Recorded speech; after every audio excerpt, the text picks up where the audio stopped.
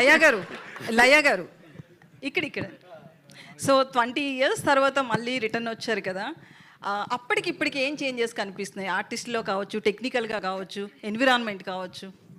Actually చాలా చాలా changes ఉన్నాయండి. ఈవెన్ యాక్టింగ్లో కూడా యాక్చువల్లీ మనుషుల్లో తేడా లేదండి, మనుషులు అలాగే ఉన్నారు. ఇక్కడికి చాలామంది నాకు ఆల్రెడీ కొంతమంది తెలుసు, వాళ్ళు అప్పుడు ఎలా ఉన్నారో ఇప్పుడు కూడా అలాగే ఉన్నారు. సో మనుషుల్లో కాదు కానీ బట్ బేసిక్లీ యాక్టింగ్లో కూడా ఆర్ యూనో ఇప్పుడు చాలా న్యాచురల్గా వెళ్తున్నారు. అప్పుడు కొంచెం డ్రమాటిక్గా ఉండేది కొంచెం, అండ్ తీయడం కూడా చాలా కంటెంట్కి ఎంత కావాలో అదే వాట్ ఎవర్ ద క్యారెక్టర్ ఈ స్పీకింగ్ అదే తీస్తున్నారు. So whatever their image ఏముందో అవన్నీ ఎవరు ఇప్పుడు చూడట్లేదు. అలాగే కొంచెం అడ్వాన్స్డ్ టెక్నాలజీ రావడం వల్ల ఇంకా visually it is very good. మేము చేస్తున్నప్పుడు కొంచెము రాగా అబ్బో ఇప్పుడు మాకు చూసినప్పుడే అబ్బా ఇది పాతగా అయిపోయినట్టుంది అంటే మాకు మా సినిమాలే మళ్ళీ చూసుకోవాలంటే కొన్నిసార్లు దాని బదులు కొత్తది చూద్దాం అనిపించే రోజులు కూడా ఉన్నాయి. But not that old is always gold అనుకోండి. బట్ కానీ చెప్తుంది ఏంటంటే విజువల్లీ కూడా చాలా బాగుంది అండ్ ఎమోషన్ ఈజీగా క్యారీ అవుతుంది, ఎక్కువ డ్రమటైజ్ చేయకుండా ద ఎమోషన్ ఇస్ రీచింగ్, అది చాలా బాగుంది. So many things are there but ప్రస్తుతానికి అయితే this is the major one. Okay రాజుగారు వెంకట్ ఆల్రెడీ ఒకసారి అయిపోయింది కానీ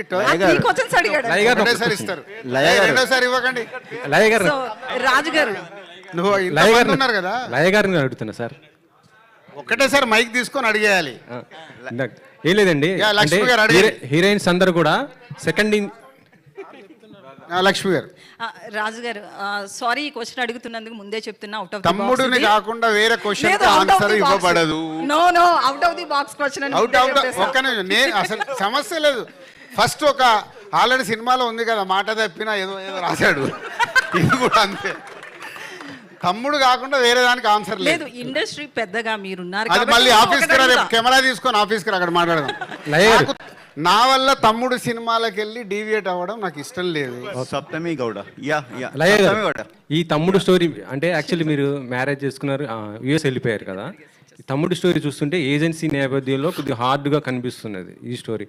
మీకు డైరెక్టర్ గారు చెప్పినప్పుడు మీకు ఎలా అనిపించింది? ఇది మీకు ఆ క్యారెక్టర్ ఏంటి అసలుకి? సినిమా చాలా చాలా కథలు ముందు కూడా చెప్పారండి, కానీ ఈ కథతో కంబ్యాక్ రావాలి అని అనిపించే అంత బాగుంది. నాకు ఫస్ట్ నుంచి చెప్పినట్టుగా ఎలా అయితే ఉందో ఇప్పుడు స్క్రీన్ మీద దానికంటే 10 రెట్లు ఎక్కువగా అనిపిస్తుంది.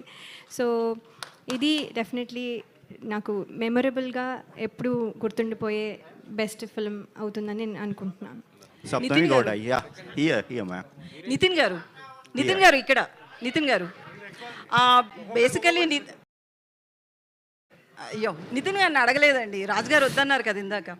అయితే ఎప్పుడు సైలెంట్ ఉంటాడు, బయటకు వచ్చి నార్మల్గా. బట్ మూవీ దగ్గరికి వచ్చేటప్పటికి హింసను ప్రోత్సహిస్తున్నట్లు అనిపిస్తుంది. గాంధీ గారు చెప్పిన ప్రకారం చూసినా ఒకలా ఉంది. ప్రేమగా చెప్తే వినరు, ఇది వైలెన్స్ గా చెప్తేనే వింటారు అని చెప్పి. సో నాదొక క్వశ్చన్, ఒక నిమిషం. నువ్వు బయట ఉన్నట్టే ఇంట్లో ఉంటావా? నీ పిల్లల దగ్గర అక్కడ ఇంటి ఇట్లాగే ఉంటావా? ఉండవుగా. సినిమా నిజ జీవితం వేరు, స్క్రీన్ మీద వేరు. స్క్రీన్ మీద సినిమాలు చూసి ఫాలో అవుతున్నారు కదా అంతా. ఇక మంచి చెప్తే మన అందరూ ఎందుకో మారట్లేదు. శతమానం భవతి తీసాము మారారా, బలగం తీసాము మారారా? మారారు. శ్రీనివాస కళ్యాణం అంత మంచి సినిమా తీసాం, పెళ్ళంటే విలువ అంటే చూసారా? చూడరుగా. థ్యాంక్ యూ అనేది ఒక వాల్యూ చెప్పాము, చూసారా? మార్నింగ్ షోకే రిజెక్ట్ అన్నారు. సినిమానే. సప్తమి రాజుగారు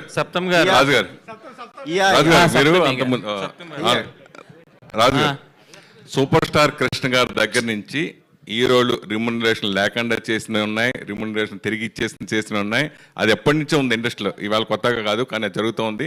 అలాగే డైరెక్టర్కి ప్రొడ్యూసర్ అండర్స్టాండింగ్తో అసలు వితౌట్ రిమ్యునరేషన్తో సినిమాలు కూడా చేసినవి ఉన్నాయి. సో ఆ ట్రెండ్కి ఇప్పటికి వచ్చి ఎందుకు ఇప్పుడు హీరోలు అలా కనిపించారు? నేను చెప్పింది అది కాదు. ఈ సినిమాకి వాళ్ళిద్దరు రెమ్యునరేషన్ ఫైనల్ అయ్యి సినిమా అంత అయిపోయిన తర్వాత, అయిపోయే ముందు ఇద్దరు నాకు ఆఫర్ ఇచ్చారు చూడు, దాని గురించి చెప్పా. ఇద్దరు రెమ్యునరేషన్ సినిమా ముందే లాక్ అయిపోయినాయి. సినిమా ఫినిషింగ్లో ఉన్నప్పుడు డైరెక్టర్ వచ్చి "ఇగో ఇది ఉంది సార్, ఇది ఉందని చెప్పి అప్పుడే ఓపెన్గా నేను అలా డల్గా ఇది నంబర్లన్నీ వేస్తుంటే పెన్ను తీసుకొని ఇవి నా రెమ్యునరేషన్ ఇక నుంచి వద్దు సార్. అలాగే నితిన్ దగ్గర ఇలా డిస్కషన్ వచ్చినప్పుడు అంకుల్ మీరు ఎంత పంపిస్తే నాకు అంతే రెమ్యునరేషన్ ఈ సినిమాకి. దాన్ని అప్రిషియేట్ చేస్తున్నాడు. రెమ్యునరేషన్లు అన్నీ ముందే మాట్లాడుకుంటాం.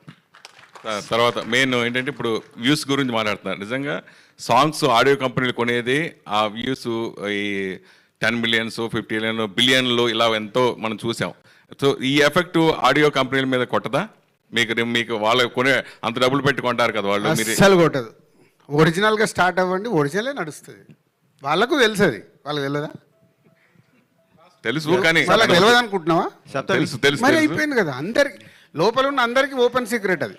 ఒక్క నిమిషం, సప్తం లేదు అడుగుతారంటే అడగనివ్వండి. Yeah Saptami. Saptam garu. After How is your Kantara, you experience accepted. making your debut in Telugu? No? How is the experience? The lipi is same. I think the meaning is different. I think Kannada and Telugu. It was a very nice experience. I mean, I've irritated Karthik from the direction department a lot. I've asked him to send voice notes for every word, for every line, so that it's easy for me to practice all my lines before I go for shoot. Because I have this tendency, if I don't learn my lines, because the language is also a little different. And even though it's Telugu, the slang of the character is different. So for me, that was a little difficult. So I had to learn my lines before the shoot, and I've irritated Karthik a lot for that. But it was a very nice experience. I mean, shooting in Araku was very, very beautiful. Saptami. And one more thing ఇందాక వేణు ఆయన personal లైఫ్లో చెప్పాడు కదా. ఈ సినిమాలో వీళ్ళు 6 లయా గారు and Saptami and ఈవిడ అండ్ డాటర్ అండ్ వర్ష, వీళ్ళు 5 చుట్టే హీరో చుట్టూ వీళ్ళు 5 ఉంటారు.